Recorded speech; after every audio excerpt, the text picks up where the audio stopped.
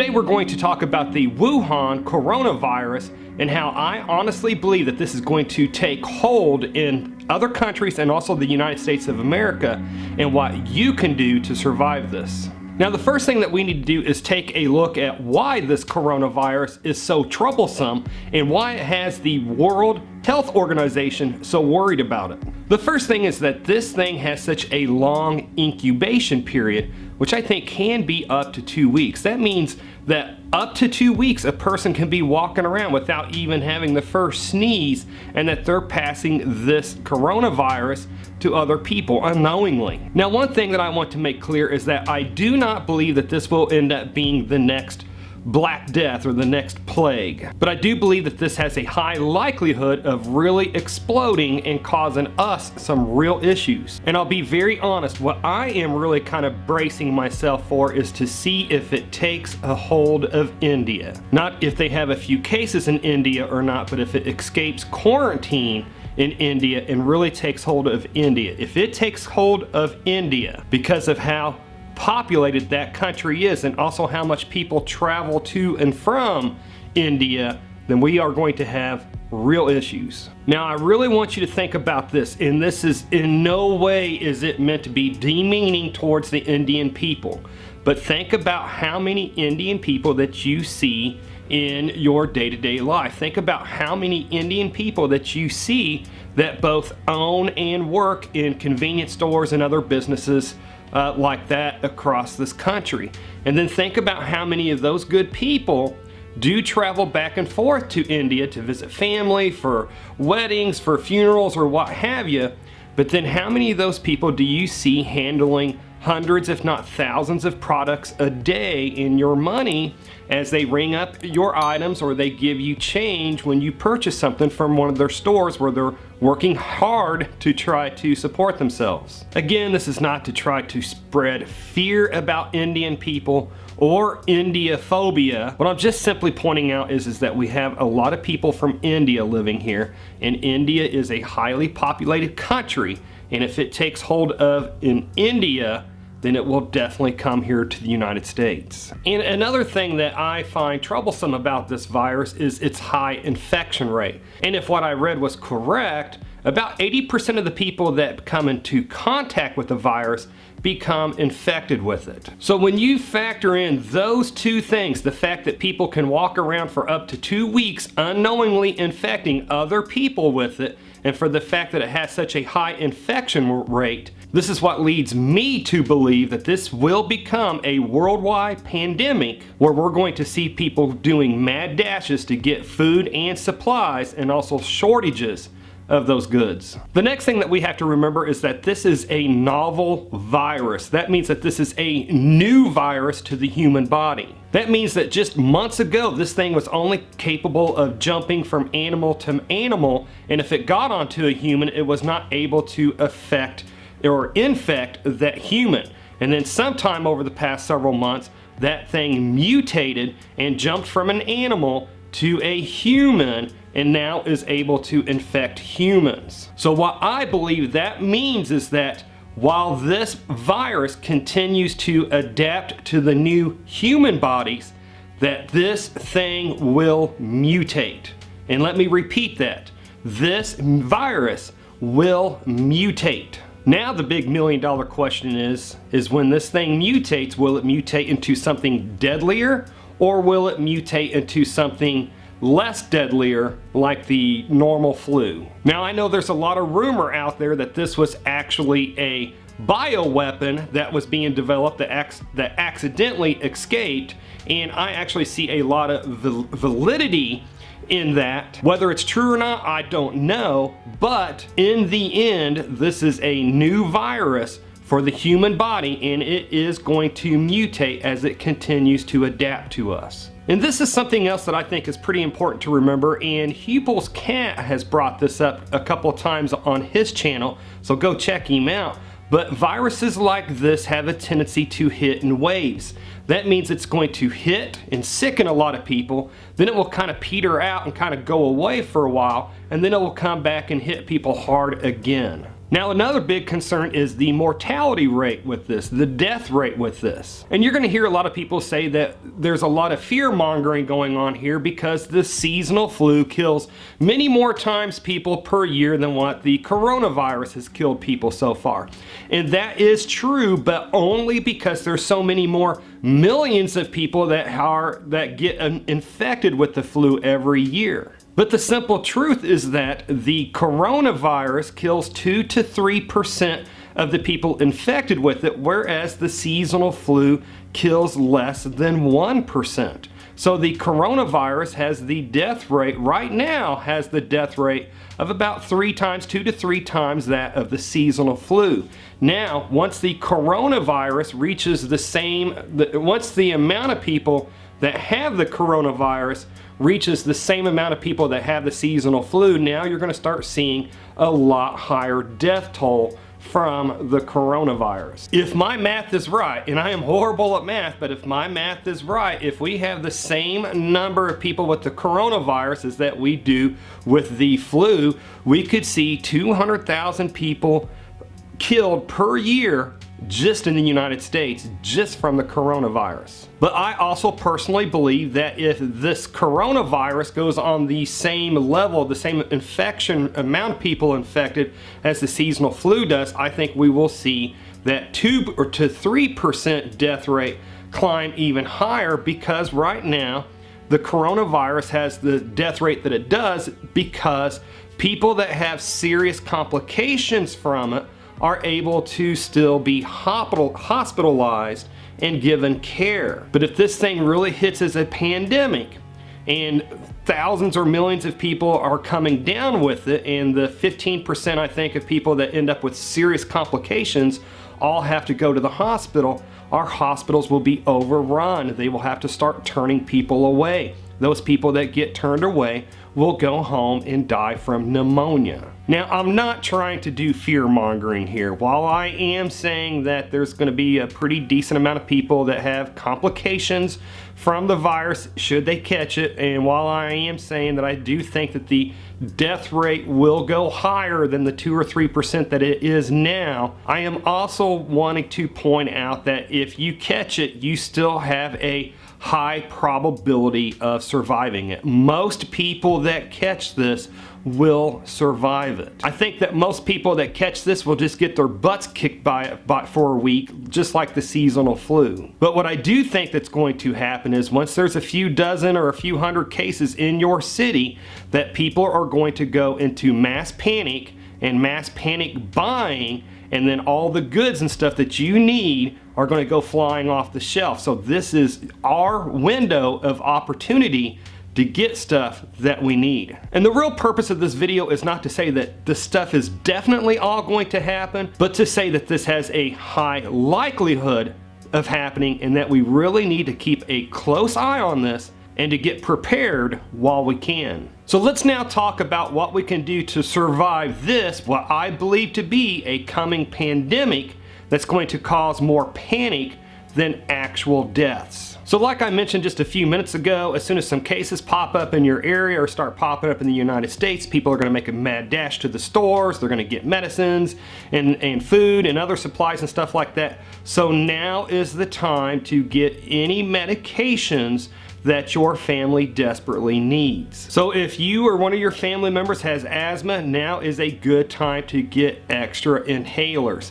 And also now is a good time to get over-the-counter medicines for diarrhea and for the flu and the cold and other medications like that that will help alleviate the symptoms should you come down with the coronavirus. Right now, while it's hard to find the N95 masks and gloves and stuff like that online and in some of your stores, all these other medicines and stuff like that are all still readily available, and this is our window of opportunity to get them. And besides getting your extra medicines and over-the-counter medicines, you should also be prepared to be able to make one of your rooms in your house as a quarantine room. And I'm not going to go into great detail about that for time's sake, And one of the reasons is because that Brad from Full Spectrum Survival has already done an excellent job on this, so go check him out, obviously, after you watch this video. Also, now would be a good time to stock up on canned foods, because if you are sick, you don't want to have to be trying to cook full meals while you're not feeling good. So having something that you can heat and eat will be a great help. Now, something that me and my family like to do when we stock up on canned foods is we get something that's, we get a can of some kind of canned meat, plus also a can of vegetables, and plus a can of some type of a fruit. That way, with every meal, we're getting meat, we're getting some type of a vegetable, and we're getting some kind of a fruit. So we're really getting all those different nutrients every time that we eat. And if you're tight on money and you can't go out and buy a whole bunch of canned goods, then now would be a good time to buy some of the canned goods and a big bag of rice, because you can always cook up that rice and then pour the beef stew or other stuff like that over that rice, which will really stretch your dollar and also stretch your food. Now, a subscriber to this channel, and I will not mention his name for his privacy, but he does work in healthcare administration. Now, that means that he looks at the big picture of healthcare, and he does not care for the individual patient.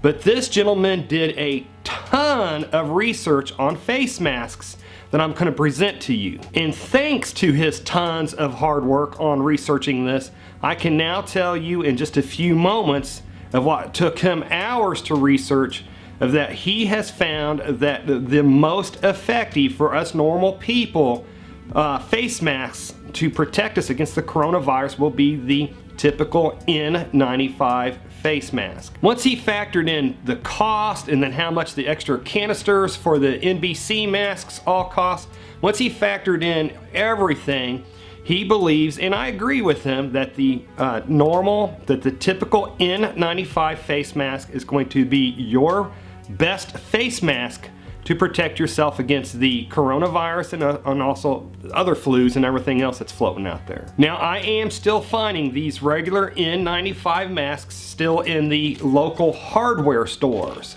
And that is, I believe that's because people are hitting the normal grocery stores, the normal pharmacies and Walmarts and places like that, snatching up all these masks and gloves and stuff like that, and then they're also buying the regular medical masks, the regular surgical masks or whatever they're called, and I really don't suggest those. But that is why I think that just a couple of days ago I was still able to find these N95 masks in my local hardware store. A lot of people forget that people that do certain types of construction wear these masks while they're at work. So again, your hardware stores, home repair stores will sell these. Now, the reason why I don't recommend the normal medical mask or the normal surgical masks or whatever they're called is because they do not form a tight seal around your mouth and your nose. They will, if that virus is floating around, it can get sucked down in that opening and get sucked into your nose or your mouth. Whereas these N95 masks do form a tighter seal around you, preventing that virus from entering into you. Now, the virus is so small it can pass right through these, but it is my understanding that the virus is usually attached to a spit droplet, whatever you want to call it, mucus droplet or whatever, but that virus is usually attached to something, and this will catch whatever it's attached to, which then in effect stops the virus. So while it's not 100% effective, it does have a high effective rate. The other things that you want to get that you wear in conjunction with the mask is actual goggles that will actually, again, form a seal around your eyes. The virus can also fly through the air and hit your eye and get into your eyes that way. Or you touch something that somebody else that's infected with the virus has touched, and you rub your eye and it gets in there. So having, whether they're the goggles like this, now this set of goggles came with the mask, again bought at the local hardware store. But you want a set of goggles, whether it's swimming goggles or whatever, that forms the tight seal around your mouth, that's worn in conjunction with the N95 mask. This is blocking the virus from getting into your eyes, which is one way it gets in, and it's blocking the virus from coming into your nose or your mouth, which is another way that it gets into you. Now, this Wuhan coronavirus is supposed to be a pretty sturdy virus that can live for numerous days outside of the human body. That means if somebody coughs or sneezes or whatever, and the virus lands on a surface, is that for numerous days after that, that virus can stay alive. And if you touch that and then rub your nose or your eyes or something like that, then you get infected with it. So if the virus takes hold in your community or starts taking hold around here, having medical gloves like this is an absolute must. And then if you can't find medical gloves like this because they're already all bought up in a panic buying that's actually starting to happen now, then at least buy those rubberized dishwashing gloves that you can disinfect after you have used them while you're out in public or doing whatever. Now, I've also bought these, I bought some of these rubberized PVC type, however you want to call them, rain suits. And I'm glad that I opened up the box because I realized I only got the jacket and not the pants for them. But the whole idea behind these is that after you wear these out in public, that you can spray these off and decontaminate them and take them off before you enter back into your house after you've been out in public. And then I've also bought one of these 2-gallon manual pump spray things, and the whole idea behind these things is these things hold 2 gallons of water, and for every 1 gallon of bleach you will do 1/4 cup of bleach to that 1 gallon to make a disinfection spray that, from my understanding, will kill viruses. So since this holds 2 gallons of water, I would add 1/2 cup of bleach to this water, and then this would be used to spray us down, to spray our rain suits down, just for general disinfection purposes. And cleaners that you can use for decontamination purposes, stuff like extra bleach, extra of these Clorox wipes that kill viruses, stuff like this you can buy now very easily, very cheaply, before the panic buying goes into full force. And while I don't completely trust regular alcohol-based hand sanitizer, it is better than nothing. But having something, I feel like having something like this that kills viruses is even better to have with you, that you can wipe off your hands after you handle a grocery cart, after you handle a gas pump. You can wipe your hands with these as soon as you get back into your car from going to the grocery store, etc. And folks, we just can't forget that preventing yourself from catching this virus is the key thing. And I personally believe that one of the best ways to prevent yourself from catching this is just by good hand washing regularly. Now, I know here we go with the same old. I've heard hand washing 8 million times, but bear me out here. The reason why hand washing works so good is because if you've got that virus on your hand, that water running over your hands is what whisks that virus off of your hand before you inadvertently rub your eyes, touch your nose, touch your mouth, or what have you. So anytime that you're out in public, until this thing blows over, anytime that you're out in public, wash your hands as soon as you possibly can do so. Then have something like this on hand that you can wipe your hands with until you can get home and wash your hands using good old-fashioned soap and water. And if you wash your hands in a public restroom, for God's sake, don't touch the faucet handle after you've washed your hands, and don't touch the door handle after you washed your hands. It is sickening. In a literal sense, it is sickening at how many people don't wash their hands after they use the restroom. Now, the reality is that if it gets to the point that me and my family have to start wearing goggles and face masks and rain suits to go out in public, then we probably won't be going out in public in the first place, unless my police department starts providing me with PPE to be able to do my job. But again, if it gets to that point that we have to start wearing all that stuff just to go out in public, then we will more than likely just be staying at home, and all of that PPE gear will be for emergency use only. But now let's hear from you. Do you think that this coronavirus is going to be the next huge pandemic that's going to wipe out half of mankind? Or do you think, kind of like I think, where it is definitely going to be a pandemic, but it's probably going to cause more fear and more harm to our economy than it will actual deaths? Or do you feel like this is just overblown? It's just going to go to the wayside like all the other pandemics that the newspapers have kind of freaked out about. Now, I've said in past videos that I've always believed that it would be a pandemic or some other event that would bring on an economic crash. When people are too afraid to go to work, it will bring our economy and our way of life to a grinding halt. So to discover the kind of dangers that will befall you during a major economic collapse, then click on the video that should be appearing at the top of the screen just about now to learn more about that. And to see how a popular prepper sun oven was able to cook food in the middle of winter surrounded by snow, then click on the video that should be appearing on the right side of the screen just about now to learn more about that. Anyways, folks, if you made it this far, hey, thank you very much for watching, and I pray that you have a good night.